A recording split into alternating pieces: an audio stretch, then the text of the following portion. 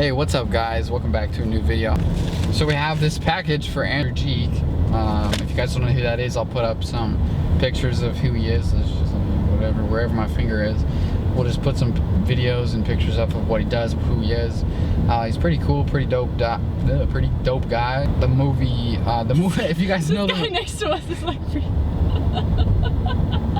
Yeah? Did you say something? He was laughing. He was laughing? Yeah, he was. Yes, let's go. It was funny. Let's go, boys.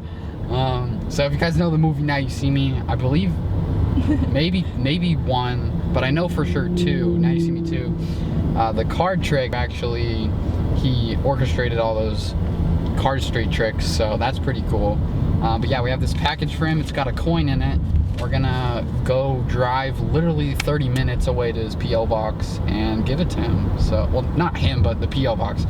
Okay, so I didn't know that the UPS store closed at 6, and I use USPS usually, so I don't really use UPS, and you can't drop a package off after it closes, so we drove 30 minutes and had to drive 45 minutes back because there was traffic and everything, and we took side roads to not hit traffic and still hit traffic because there was construction and everything, and it was a long time, but that's okay.